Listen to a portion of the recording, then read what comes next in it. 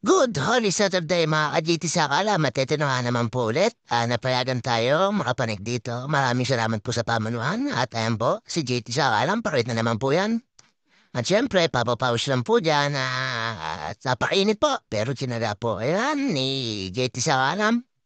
Sayan po, dyan po sa pagtambay ko po dyan, meron po ako nakita ng panahon lang po ni Ferdinand Marcos Sr., yung panahon na yon, bata pa ako. Dahil nakita ko po siya sa ibabaw ng ere, natutuwa po ako na parang bumalik yung pagkabata ko. Pero nakakatakot kasi hudyat to na hindi natin alam kung ano bang mangyayari dahil makakita tayo na mga usok-usok sa ibabaw ng langit at ayan po, bumalik po ako dyan sa Mountain Peak. At ayun, tinitinatanaw ko po yung sinasabi ko sa inyo dyan na yan at kukunan ko po siya ng video. Tuwan-tuwa po ako bumalik yung pagkabata ko. Ayan po, nakita niyo po yung guhit na yan. Ngayon po ay si Ferdinand Marcos Jr. naman po si PBBM ang presidente. Niya, sa matagal na panahon po, may lang uli ako narito ng ganyang guhit na usok sa ulap. At ayan po, syempre, tuwan-tuwa po ako. Ayan, tinignan ko po uli. Naisip ko po nung panahon na ako ay bata pa. Lagi ako narito niya sa panahon ni Ferdinand Marcos Sr. At syempre, din dumating yung pagkaisip bata ako. Pero hindi po natin alam kung ano po meron. At nakakita ulit po tayo ng mga ganyan jet dito sa ating lugar sa RP responsibility. Pag may-ari po talaga natin, ang Pilipinas na yan. Ayan palawakan na yan. Pero sigat ang may-ari niyan. Natutuwa lang po ako na rita lang puli ako ng ganong usok na nanggagaling sa tambutsi ng mga aeroplano. Tapos ayun po, syempre, sasayos po ako dyan. Another one. Ayun, hindi ko na po kukunan dyan ng video kasi napakainit, mapakadelikado na nakasakay ako sa bike na kukunan ko yan. Siyempre, ang gagawin ko po dyan, bababa po ako sa bike, kaya po ako magtutulak ng bike. At shoutout nga pala po sa mga sa PBG at sa ride namin kahapon. Shoutout sa inyo. Napakasarap. At tapos, ayan, pahinga lang po ako dyan na hindi ko na po kayanin. Siyempre, nabibigla po tayo, tapos ang init po.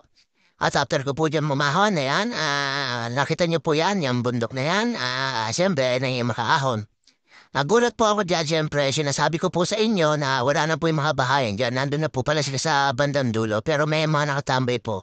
Siguro, siyempre, gawa ng mga homeowners at private property naman po talaga yan, na may karapatan po sila. Iniisip lang po ng may-ari na subdivision, baka dumami, mahirap ng magano, sabihin karapatan nila sa tagal nilang panahon, kahit po, siyempre, ganun po tayo. Pero, siyempre, ano po ako doon sa mga kapadayan natin na nakikitirik ng bahay, pero may karapatan po yung mga homeowner dyan kasi kanilang po yung private. Kaya siguro nilipat po sila sa banda doon sa dulo. At ayan po yung sinasabi ko sa inyo na wala namang bahayan. At after po niyan, ginawa ko po ay nagdahan-dahan na po ako at bumaba ko sa bike para kunin ng bigyan kasi napakadelikado, medyo mataas na po yan. Oh. At ayan po yung nasasabi ko po na napakalinis na pumayan talaga na Mountain Peak. Kaya nakakaya sa mga homeowner at buti na lang napapayagan tayo at nakikiusap tayo at napakabait sa atin. Hindi na po natin inaabuso. Shoutout po sa mga bikers. Ingat po tayo lagi lahat. At sa mga nagmumotor, ingat po tayo. Konting hinahon lang po at lawak ng pangunawa para sa mga kagulat gaya natin bikers. Hindi po tayo mabara sa highway. At ingat po lahat sa rat ng ating ride. Lahat po ng ating ride at pagdadrive.